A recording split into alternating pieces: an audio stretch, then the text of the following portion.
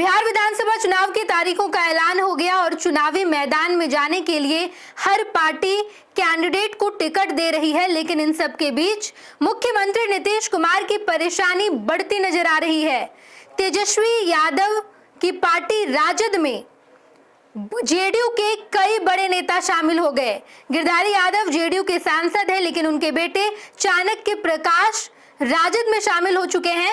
संतोष कुशवाहा जिन्हें जेडीयू ने लोकसभा चुनाव लड़वाया 2024 में, लेकिन अब वो भी राजद के पाले में आ गए हैं। एक बड़ी परेशानी नीतीश कुमार के सामने खड़ी है। इस मुद्दे पर हम बातचीत करेंगे। मेरा नाम नेहा है और हमारे साथ हैं वरिष्ठ सहयोगी विवेकानंद जी। विवेकानंद जी, चुनावी मैदान में जाने के लिए मुश्किल से मुझे लग रहा है 1 या 2 दिन बचे हुए हैं। हर पार्टी मंथन कर रही है, कैंडिडेट को टिकट दे रही है, लेकिन इससे पहले अब जब इतने बड़े बड़े नेता गिरधारी यादव जेडीयू के सांसद हैं और उनके बेटे जब चाणक्य प्रकाश राजद में शामिल हुए हैं, तो ये एक बड़ा मैसेज है। क्या कहेंगे इस पूरे प्रकरण पर? आपने सही कहा कि संकट में है नीतीश कुमार। वाकई में नीतीश कुमार संकट में है। सीमांचल पूर्णिया के जो बड़े नेता थे, 2 बार पूर्णिया से सांसद रहे, उन्होंने आज पाला बदल लिया है, जेडीयू का साथ छोड़ दिया है। संतोष कुशवाहा आज आधिकारिक तौर पर राजद में शामिल हो गए हैं और खुल करके अब वहां पर जेडीयू के खिलाफ काम करेंगे, क्योंकि अब आरजेडी में शामिल हो गए हैं। और कहा जा रहा है कि नीतीश कुमार के बेहद करीबी पार्टी की वरिष्ठ नेत्री और मंत्री लेसी सिंह के खिलाफ वे चुनावी मैदान में उतर सकते हैं। यानी कि खुली चुनौती नीतीश कुमार को उस क्षेत्र में उस नेता के द्वारा दिया जा सकता है जो 10 साल तक जेडीयू से सांसद रहे। संतोष कुशवाहा ने खुली चुनौती दी है और जेडीयू को बाय बाय कह करके और तेजस्वी यादव के नेतृत्व में आगे राजनीति करने का ऐलान किया है। और खबर यही है कि वे धमदाहा सीट से चुनाव लड़ेंगे। तो एक यह खबर हो गई और इसका प्रभाव आप देखिएगा कि अगल बगल कई विधानसभा सीटों पर पड़ेगा।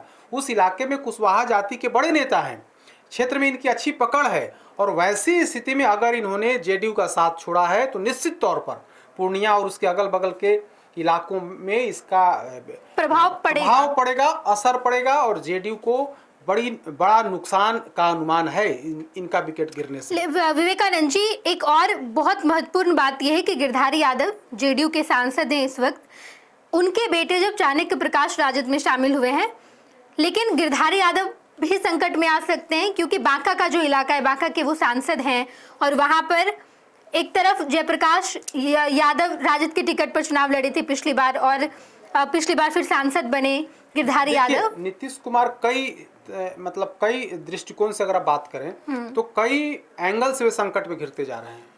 हम 2000 आज जब गिरधारी यादव के बेटे चाणक्य राजद में शामिल हुए तो हमें 2024 की वो बात याद आ गई, बिल्कुल, जब महेश्वर हजारी जो नीतीश कैबिनेट के मंत्री हैं, उनके बेटे प्रिंस, उनके बेटे सन्नी हजारी ने कांग्रेस ज्वाइन कर लिया और कांग्रेस पार्टी ने उन्हें टिकट दिया समस्तीपुर लोकसभा सीट से।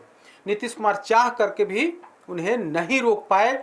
महेश्वर हजारी पर दबाव डालने के बाद भी महेश्वर हजारी इसके लिए तैयार नहीं हुए और उन्होंने अपने बेटे को कांग्रेस पार्टी में शामिल करा दिया। यह दिलचस्प बात यह भी है विवेकानंद जी कि गिरधारी यादव ने पार्टी लाइन के खिलाफ बयान भी दिया है, तभी से ये सुर्खियां आ गई थी जब एसआईआर पर सवाल उठाए थे गिरधारी यादव जी ने। बिल्कुल, आपने सही कहा कि एसआईआर के मुद्दे पर जब पार्टी लाइन से खिलाफ जाकर के गिरधारी यादव ने बयान दिया, उसके बाद उन्हें नोटिस भी हुआ था। नेतृत्व ने कहा कि आप बिना इजाजत के आपने इस तरह के बयान क्यों दिए।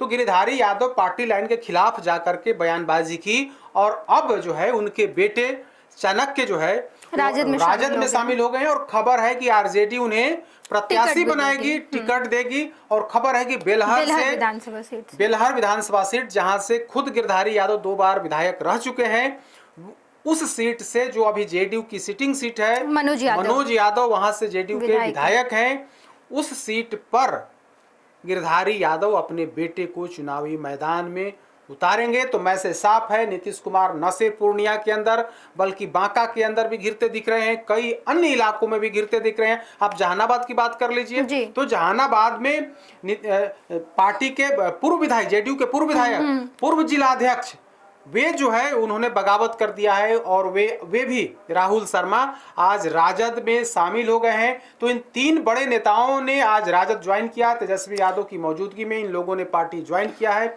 और खबर यही है कि जगदीश शर्मा के बेटे राहुल शर्मा घोसी विधानसभा सीट से चुनाव लड़ेंगे। वो आरजेडी के टिकट से चुनाव लड़ेंगे। वैसे घोसी सीट वर्तमान की अगर बात कर लें तो माले के खाते में है, लेकिन जो समझौता हुआ है, आपसी समझौता दोनों दल में यानी कि आरजेडी और माले में, तो उस सीट को आरजेडी जो है अपने खाते में रखेगी और बगल की जो सीट है, जो बगल वाली जो सुरक्षित सीट है मखदूमपुर, वो सीट भाकपा माले को दिया जाएगा। तो इस तरह से घोसी सीट पर जेडीयू के पूर्व विधायक नीतीश कुमार के बेहद करीबी, ललन सिंह के बेहद करीबी राहुल शर्मा आज राजद ज्वाइन कर लिए हैं और तेजस्वी यादव उन्हें घोसी से उम्मीदवार बनाएंगे। तो इस तरह से देखेंगे तो कई जिलों में जिस तरह से चक्रव्यूह की रचना तेजस्वी यादव ने की है, स्पष्ट हो रहा है कि नीतीश कुमार का मामला फंसेगा। नीतीश कुमार के कैंडिडेट पर संकट के बादल हैं, चाहे पूर्णिया की बात कर लें, चाहे बांका इलाके जिले की बात कर लें, जहानाबाद जिले की बात कर लें या फिर दूसरे जिले की बात कर लें। अभी तो आज 3 बड़ी घोषणा उन्होंने की ही है कि 3 बड़े नेताओं को शामिल कराया। कल होकर के हो सकता है कोई और बड़े नेता राजद में शामिल हो छोड़ सकते करके राजद में शामिल हो, तो इसमें आश्चर्य नहीं, क्योंकि आप देखेंगे तो नीतीश कुमार को घेरने के लिए हर ओर रणनीति अपनाई जा रही है। महागठबंधन की तरफ से उनके बड़े नेताओं को तोड़ा जा रहा है, उनको पार्टी में मिला करके उन्हें टिकट दिया जा रहा है। और खास बात आप देखेंगे तो इस बार तेजस्वी यादव सीटों के बंटवारे में जातीय समीकरण का विशेष तौर पर ध्यान दे रहे हैं। पहले कहा जाता था कि तेजस्वी यादव और मुसलमान से बाहर नहीं निकलेंगे, लेकिन इस बार की जो खबर है, क्योंकि 2024 में जब उन्होंने प्रयोग किया या फिर 2020 में भी प्रयोग किया तो उसमें सफल रहे। 24 में भी कुशवाहा पर दांव लगाया, उसमें सफल हुए। और 2025 के बारे में कहा जा रहा है कि एनडीए के वोटर्स, एनडीए के जो कोर वोटर्स थे, खास करके बीजेपी के जो कोर वोटर्स थे, उनको तोड़ने की रणनीति पर काम की जा रही है। तो बीजेपी के कोर वोटर कैसे टूटेंगे? बीजेपी के कोर वोटर तभी टूटेंगे जब भूमिहार जाति के कैंडिडेट्स को तेजस्वी यादव उम्मीदवार बनाएंगे। तो खबर यही है कि कई भूमिहार कैंडिडेट को चुनावी मैदान में उतारा जा रहा है। कुशवाहा जाति जो एक और मजबूत जाति है, उससे भी कई कैंडिडेट चुनावी मैदान में उतारे जा रहे हैं। तेजस्वी यादव उन पर दांव लगाएंगे। तो भूमिहार और कुशवाहा जाति पर विशेष फोकस है कि अगर हम तेजस्वी यादव को लगता है, आरजेडी को लगता है कि अगर हम इस जाति के कुछ कैंडिडेट को मैदान में उतारेंगे तो इसका अच्छा मैसेज आएगा। और कोर वोटर्स, जो बीजेपी के कोर वोटर्स थे, उसमें सेंधमारी की हमारी जो रणनीति है वो रणनीति कामयाब होगी। तो इसी कड़ी में कुशवाहा जाति पर विशेष तौर पर फोकस है, भूमिहार जाति पर विशेष तौर पर फोकस है। आप देखिए ना, जहानाबाद का घोसी हो गया, उसके अलावा आप देख लीजिए रामानंद सिंह के बेटे जो डॉक्टर संजीव हैं, उनको टिकट दिया जा रहा है। उसके बाद मटिहानी से भोगो सिंह को टिकट दिया जा रहा है। लालगंज से मुन्ना शुक्ला की पत्नी अनु शुक्ला को टिकट दिया जा रहा है। इसके अलावा कई अन्य जगहों पर भूमिहार कैंडिडेट उतारे जा रहे हैं आरजेडी के द्वारा। तो तेजस्वी यादव को लगता है कि अगर हम इस जाति में सेंध लगाने में थोड़ा भी सफल हो गए तो हम बाजी पलट सकते हैं।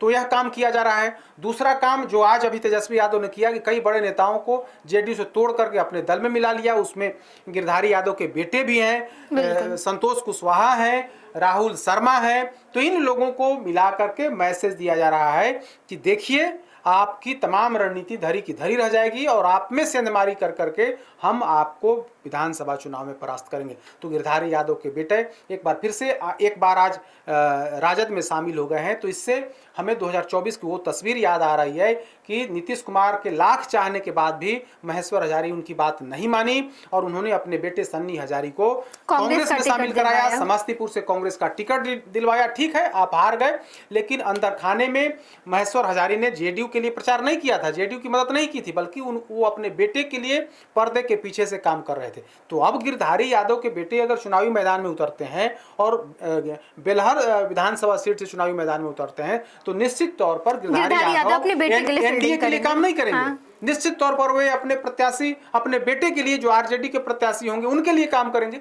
तो यह तो दुखद खबर है ना आरजेडी के लिए या फिर बीजेपी के लिए। तो ऐसी स्थिति में कहीं न कहीं एनडीए के अंदर सेंधमारी की पूरी कोशिश तेजस्वी यादव ने कर ली है। बिल्कुल विवेकानंद जी, आज बड़े बड़े नेता राजद में शामिल हुए, टिकट बंटवारे की जो प्रक्रिया है वो हर पार्टी ने पूरी कर ली है।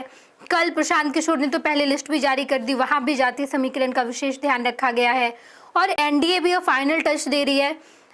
चिराग पासवान को, उपेंद्र कुशवाहा को या फिर जीतन राम मांझी को मना लिया गया है, जितनी भी सीटों पर हामी भरी गई है। दूसरी तरफ आप बात करें तो महागठबंधन भी अमूमन सीट का बंटवारा कर ली है। कल तक सभी लोग अपने अपने कैंडिडेट का ऐलान भी कर देंगे। देखना दिलचस्प होगा कि आखिर जब चुनावी मैदान में ये तमाम पार्टी जाती है तो वहाँ किसे फतह हासिल होगी या कौन एक बार फिर से शिकस्त का सामना करना पड़ेगा किसे, हम आपको तमाम खबरों से रूबरू कराएंगे। आप देखते रहिएगा फर्स्ट बिहार झारखंड। घुटने का दर्द जिंदगी रोक देता है, लेकिन जीवन दान हेल्थ पटना में doctor Ashwini Gaurav, head of orthopaedic and joint replacement, हजारों मरीजों को फिर से चलने की ताकत दे चुके हैं। ये बदलाव सिर्फ सर्जरी से नहीं आते, ये भरोसे, सही देखभाल और सही समय पर लिए गए फैसलों से आते हैं। 24/7 emergency, ultra modern OT, 3D cath lab, MRI, CT scan, सब एक ही छत के नीचे। जीवन दान हेल्थ, जहाँ कदम फिर से बढ़ते हैं।